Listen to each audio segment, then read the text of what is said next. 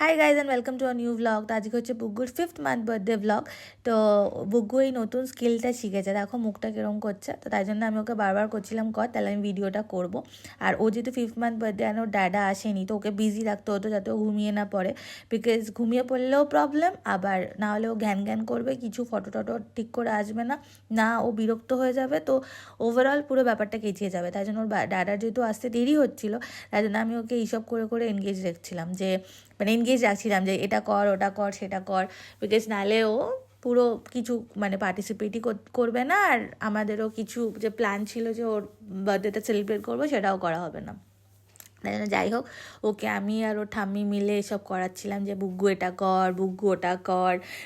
ও ও ও মানে অত তো বোঝে না, বাট যাই হোক ওটা আবার তাকিয়ে আছে, কি বলছে দেখছে, এসব করে করে আমাদের মোটামুটি ওর ডাডা যতক্ষণ না আসছিল ততক্ষণ আমরা ওকে এইভাবে বিজি রেখেছি। তারপর এই কেকটা ওর জন্য আনা হয়েছিল, ওর ঠাম্মি এনেছিল, ওকে ওকে ওরা সোনু বলে ডাকে, তো ওইভাবে এনেছিল, আর আমি পালস দিয়ে 5টা সাজিয়েছিলাম। তো এই কেকের সাথে ম্যাচিং করে হচ্ছে কি যে ওর একটা জামা আছে, নিবেদিতা দিয়েছিল, ওটা ওকে পরানো হয়েছিল।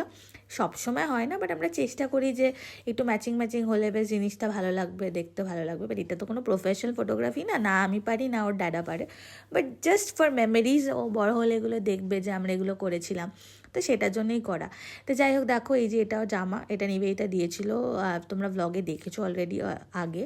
তো এই জামাটার সাথে কেকটা মোটামুটি ম্যাচিং হয়ে গেছে।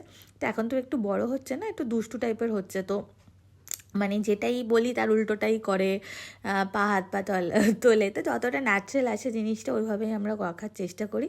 তো এইভাবে আমরা সেলিব্রেট করলাম ওর 5th মান্থ বার্থডে। আমার তো বেশ ভালো লেগেছে সাজানোটা, মানে কেকের কালারটা, ড্রেসটা, যদিও এটা ওর ঠাম্মির আইডিয়া, বাট যাই হোক ওভারঅল বেশ আমার ভালো লেগেছে। আর 5টা ঠিকঠাক লেখা হয়েছে, আমাদেরকে জানিও তো, বিকজ প্রথম আমার ঠিক লাগছিলো না, বাট তারপর আমি ওটাকে ঠিক করেছি যদিও। তো এইভাবেই গেল, অফিস থেকে এসে যতটা পসিবল আমি আর ওর দাদা মানে করার সেইভাবে করে ওর 5th মান্থ বার্থডেটাকে সেলিব্রেট করেছি। আমরা চেষ্টা করি ওর প্রত্যেক মাসের বার্থডেটা টিল 1 ইয়ার করার, বিকজ এটা আমার একটা ইচ্ছা।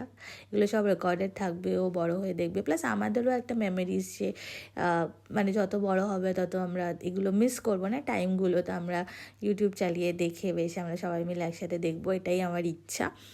সো এই জন্যই করা হয় জিনিসগুলোকে। যাই হোক, এইটা ছিল 5th মান্থ বার্থডে ব্লগ। জানিও তোমাদের কেমন লেগেছে, আমার তো খুব ভালো লেগেছে পার্সোনালি। আর ভিডিওটা ভালো লাগলে দেন please like, share and subscribe. আর এগুলো করার পর আমাদের খাওয়া দাওয়া ছিল, আমাদের ছিল মেনুতে ঘুগনি, ঢ্যাঁড়স আলুর তরকারি, আর মানে রুটি। তো এগুলো দিয়ে আমরা টিভি দেখতে দেখতে দিনটাকে শেষ করলাম। আর ভিডিওটা ভালো লাগলে please like, share and subscribe.